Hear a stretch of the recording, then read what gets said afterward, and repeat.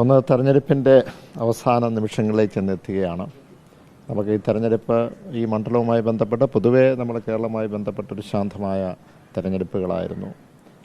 വോട്ടർമാരൊക്കെ വളരെ ഗൗരവമായി ഈ തെരഞ്ഞെടുപ്പിനെ കാണുന്നു എന്നുള്ളതാണ് നമുക്കറിയാൻ കഴിയുന്നത്. പക്ഷേ പൊതുവെ കോട്ടയം ലോക്സഭാ മണ്ഡലത്തിലും മറ്റ് സ്ഥലങ്ങളിലുമൊക്കെ ഈ വോട്ടിംഗ് മെഷീനുമായി ബന്ധപ്പെട്ട് വോട്ട് ചെയ്യുന്നത് അത് ഫിനിഷ് ചെയ്യുവാനായിട്ട് താമസം എടുക്കുന്നു. അപ്പോൾ കഴിഞ്ഞ പ്രാവശ്യത്തെ നമ്മൾ വോട്ടിങ്ങിൻ്റെ ഒരു ടൈം ഒരു വോട്ടർ വോട്ട് ചെയ്ത് ആ ബീപ്പ് സൗണ്ട് കേൾക്കാനുള്ള സെക്കൻഡ്സും അല്ലെങ്കിൽ അതിൻ്റെ ടൈം ഗ്യാപ്പും ഇപ്പോൾ ഉള്ളതുമായി ബന്ധപ്പെട്ട് വളരെ കൂടുതലായിട്ടാണ് കാണുന്നത്.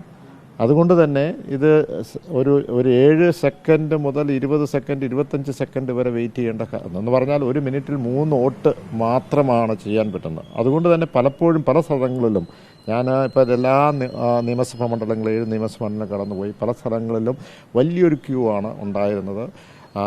അതുകൊണ്ട് തന്നെ പലപ്പോഴും പല ആളുകൾ മണിക്കൂറോളം വെയിറ്റ് ചെയ്തിട്ട് ചെയ്യാൻ പറ്റാതെ വന്ന് തിരിച്ചു പോയവരുണ്ട്. എന്താണ് ആ വോട്ടിംഗ് മെഷീനിൽ പെട്ടെന്നൊരു റാഡിക്കൽ ചേഞ്ച് ആയിട്ട് വന്നത് എന്നെനിക്കറിയില്ല. കാരണം കഴിഞ്ഞ പ്രാവശ്യം ഉള്ളത് സ്മൂത്തായിട്ട് പോയിരുന്നു. പക്ഷേ ഇപ്പോൾ വരുന്നത് ഇത്രയും ഒരു ഡിലേ വരുന്നു. അതിനകത്ത് VVPAT കഴിഞ്ഞ പ്രാവശ്യം ഉണ്ടായിരുന്നു. സെയിം ടൈപ്പ് ഓഫ് മെഷീൻ ആയിരുന്നു. എന്ത് സോഫ്റ്റ്വെയർ ചേഞ്ചസ് ആണ് വരുത്തിയിരിക്കുന്നത്, എന്താണ് ഇൻറ്റേർണൽ ചേഞ്ചസ് വരുത്തിയിരിക്കുന്നത് ഒന്നും അറിയാൻ പറ്റുന്നില്ല. ഇതെല്ലാം മുകളിൽ നിന്നുള്ള വരവാണല്ലോ. പക്ഷേ അതൊരു ഹേർഡിലായിട്ട് ഞങ്ങളിതിനെ കാണുകയാണ്. പിന്നെ തെരഞ്ഞെടുപ്പുമായി ബന്ധപ്പെട്ട് ഒരു അഭിമാനകരമായ താഴെ കിട്ടുന്ന ഞങ്ങളുടെ പ്രവർത്തകരിൽ നിന്ന് കിട്ടുന്ന വിവരമനുസരിച്ച് കോട്ടയം ലോക്സഭാ മണ്ഡലത്തിൽ ഇടതുപക്ഷ ജനാധിപത്യ മുന്നണി സ്ഥാനാർത്ഥി ശ്രീ തോമസ് ചാഴികാടൻ അഭിമാനകരമായ ഒരു വിജയം കരസ്ഥമാക്കും. അതിന് സംശയമൊന്നുമില്ല. ഒറ്റ വാക്കിൽ പറഞ്ഞാൽ ചാമ്പ്യനായി ശ്രീ തോമസ് ചാഴികാടൻ പാർലമെന്റിലുണ്ടാകും. പോളിംഗ് ശതമാനം കഴിഞ്ഞ തവണത്തേക്കാൾ ഉയരുവാൻ അങ്ങനെ എന്തെങ്കിലും ആശങ്കയോ അങ്ങനെ എന്തെങ്കിലും ഉണ്ടോ? നിലവിൽ കുറവാണ്. അതിൽ 2-3 കാര്യങ്ങൾ ഉണ്ടാകാം. ഒന്ന്, ഏറ്റവും പ്രധാനമായി ഞാൻ കാണുന്നത് പലപ്പോഴും ഇപ്പം ഞാൻ കുറവലങ്ങാട്ട് പോയി, പല സ്ഥലങ്ങളിൽ പോയി, അവിടെയൊക്കെ വലിയ ക്യൂ ഉണ്ട്. അവിടെ വരാൻ പോകുന്ന ഞാൻ സൂചിപ്പിച്ചു, ഇവിടെ ടൈം ഈ പോളിംഗ് ഇത് മെഷീനും അല്ലെങ്കിൽ ഒരു വ്യക്തി പോൾ ചെയ്യുന്നതും അതിൻ്റെ ബീപ്പ് സൗണ്ട് കേൾക്കുന്നത് അതാണല്ലോ അതിൻ്റെ കംപ്ലീഷൻ.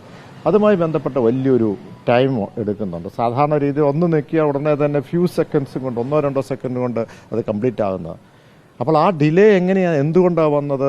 മാത്രമല്ല അങ്ങനെയൊന്ന് പരിശോധിക്കാതെ ഇങ്ങനെയൊരു ടെസ്റ്റ് നടത്താതെ ഈ മെഷീൻസ് എല്ലാം ഇങ്ങോട്ട് വന്നു. പല മെഷീൻസും കേടായി, പല സ്ഥലത്തും VVPAT വർക്ക് ചെയ്യാതെ വന്നു. ഇങ്ങനെയൊക്കെ സാധാരണ രീതി കാണുന്നേക്കാൾ കൂടുതൽ ഒരു ഹാസിൽ ഇതിൻ്റെ ഇടയ്ക്ക് കണ്ടിട്ടുണ്ട്.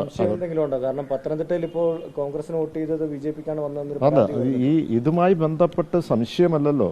അത് ഇന്ത്യ മുന്നണി കൃത്യമായി ഇലക്ഷൻ കമ്മീഷന് പരാതി കൊടുത്തിട്ടുണ്ട്. ഇത് ടാമ്പർ ചെയ്യാൻ പറ്റും, അതുകൊണ്ട് ഇത് ഗൗരവമായിട്ട് കാണണം എന്നുള്ളത് ഇലക്ഷൻ കമ്മീഷന് കൊടുത്തിട്ടുണ്ട്. ആശങ്കയുണ്ടോ അപ്പോൾ ഇക്കാര്യത്തിൽ? അത് ആശങ്ക EVM-ൽ അതിനകത്ത് മാനിപ്പുലേറ്റ് ചെയ്യാൻ കഴിയുമോ എന്നുള്ളത് അത് ഫുൾ പ്രൂഫ് അല്ല എന്നുള്ളതാണ് പ്രതിപക്ഷ നേതാക്കന്മാരുടെ എല്ലാം ഇതിലുള്ള അല്ല ഞാൻ പറഞ്ഞത്. ഇപ്പോൾ പെട്ടെന്ന് ഇതിനകത്ത് നേരത്തെ ഉണ്ടായിരുന്ന ഒരു സംവിധാനം, അതേ സംവിധാനം തന്നെയാണ് ഇങ്ങോട്ട് വന്നിരിക്കുന്നത്. പക്ഷെ പെട്ടെന്നൊരു ഡിലേ, ഇവൻ എ സെക്കൻഡ് മോർ കഴിഞ്ഞ പ്രാവശ്യത്തേക്കാൾ കൂടുതലുണ്ടെങ്കിൽ അതിനകത്ത് എന്താണ് അതിൻ്റെ കാരണം എന്ന് പരിശോധിക്കേണ്ടത്. കാരണം same machine, same VVPAT, same എല്ലാം സെയിം ആണ്. എന്തുകൊണ്ടാണ് മാറ്റം വരുന്നത് എന്ന് പരിശോധിക്കേണ്ടതാണ്. എത്രയൊക്കെ ഡിലേ വന്നാലും എത്രയൊക്കെ ക്യൂ നിന്നാലും LDF സ്ഥാനാർത്ഥി, ഇന്ത്യ മുന്നണി സ്ഥാനാർത്ഥി ആരായിരിക്കും ജയിക്കുക? ഇന്ത്യ മുന്നണി സ്ഥാനാർത്ഥിയാണോ? അത് കൃത്യമായി ഒന്ന് LDF ഇന്ത്യ മുന്നണി സ്ഥാനാർത്ഥി അത് വിജയിക്കും എന്നുള്ളതിന് സംശയം. വോട്ടെടുപ്പ് കഴിഞ്ഞു. അപ്പോൾ ഇനി അവസാനം രാഷ്ട്രീയം കുറച്ച് പറയാമല്ലോ.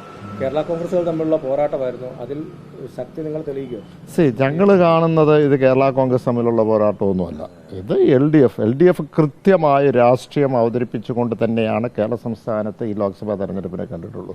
കേരള കോൺഗ്രസ്സുകാർ തമ്മിലുള്ള മത്സരമല്ലെന്ന് പറയുമ്പോഴേ അത് മുന്നണിക്ക്, അത് ആ പാർട്ടിക്ക് കൂടി ഒരു പ്രശ്നമല്ലേ? അതായത് ചിഹ്നം കിട്ടി രജിസ്റ്റേർഡ് പാർട്ടി കേരള കോൺഗ്രസ് നിങ്ങളാന്ന് പറയുമ്പോൾ അതിനകത്ത് ഇത്രയേ ഉള്ളൂ. മറു സൈഡിൽ ഒരു ഇലക്ഷൻ കമ്മീഷൻ അംഗീകാരമുള്ള ഒരു രാഷ്ട്രീയ പ്രസ്ഥാനമാണ് മത്സരിക്കുന്നത്. ആ ചിഹ്നം അംഗീകാരമുള്ള ഒരു ചിഹ്നമാണ് എന്നുണ്ടെങ്കിൽ ഇറ്റ് ഇസ് എ ഫൈറ്റ്. അപ്പോൾ മറുവശത്ത് ഞങ്ങൾ അങ്ങനെ ഒരു ഫൈറ്റ് കാണുന്നില്ല. മാത്രമല്ല ഇപ്പോൾ ഈ പറയുന്ന എന്താണ് നമ്മുടെ പെർസെൻറ്റേജ്, നമ്മുടെ വോട്ടിംഗ് പെർസെൻറ്റേജ് കുറവുണ്ടെങ്കിൽ ചില പ്രതികരണങ്ങളൊക്കെ താഴെത്തട്ടിൽ നിന്ന് വരുന്നത് ഈ UDF-ൽ വലിയൊരു നിരാശയുണ്ട് സ്ഥാനാർത്ഥിത്വമായി ബന്ധപ്പെട്ട്. അതുകൊണ്ട് തന്നെ ചില ആളുകൾ വോട്ട് ചെയ്യാൻ വന്നിട്ടില്ല എന്നുള്ളൊരു പ്രതികരണമാണ് താഴേന്ന് കിട്ടുന്നത്. അത്ര വലിയ ആത്മവിശ്വാസത്തിലാണ്. തീർച്ചയായും അതുകൊണ്ടല്ല മികച്ച വിജയത്തിൽ ഞങ്ങൾ ചെന്നെത്തുമെന്ന് പറഞ്ഞു. സ്ഥാനാർത്ഥിക്ക് കോൺഗ്രസിൽ നിന്നുള്ള പിന്തുണ ലഭിച്ചില്ലേ ഇപ്പോൾ പൂർണ്ണമായിട്ട്? അല്ല, അത് പരിശോധിക്കണം. കാരണം പെർസെൻറ്റേജ് കുറഞ്ഞു, വലിയൊരു നിരാശ UDF-ന്റെ പ്രവർത്തകർക്ക് ഉണ്ട് എന്നുള്ളൊരു പ്രതികരണമാണ് താഴേന്ന് കിട്ടിയിരിക്കുന്നത്. കാരണം സ്ഥാനാർത്ഥിയുമായിട്ട് ബന്ധപ്പെട്ട് CPM-ന്റെ പിന്തുണ ലഭിച്ചിരുന്നു കേരള കോൺഗ്രസിന്? നമുക്കെല്ലാം ഒറ്റക്കെട്ടായിട്ടല്ലേ പോകുന്നത്. അതിനൊന്ന് താമസിച്ചു. CPM-ന്റെ എന്ന് മാത്രമല്ല, അതിനകത്ത് മുഴുവൻ ഞാൻ പറയുന്ന എല്ലാ രാഷ്ട്രീയ പ്രസ്ഥാനങ്ങളും അതോടൊപ്പം തന്നെ ജനാധിപത്യ വിശ്വാസികളും അതേ തരത്തിൽ കാത്തു സംരക്ഷിക്കുന്ന അല്ലെങ്കിൽ സംരക്ഷിക്കണമെന്ന് ആഗ്രഹിക്കുന്നവരും കേരള കോൺഗ്രസ് അല്ലെങ്കിൽ LDF-നോടൊപ്പമുണ്ട്. അതുമാത്രമല്ല, ഇത് കോട്ടയത്തെ മാത്രമല്ല, നമുക്കറിയാം കഴിഞ്ഞ കേരള കോൺഗ്രസ് ഇടതുപക്ഷത്തിൻ്റെ ഭാഗമായതിനു ശേഷം ത്രിതല പഞ്ചായത്ത് വലിയ ഒരു മാറ്റം നമുക്ക് ചലനം സൃഷ്ടിക്കുവാൻ ഈ മധ്യ തിരുവിതാംകൂറിൽ പറ്റി, നിയമസഭയിൽ പറ്റി. തീർച്ചയായിട്ടും ഈ ലോക്സഭയും ആ ചലനത്തിൻ്റെ തുടർച്ച മധ്യ തിരുവിതാംകൂറുണ്ടാവും.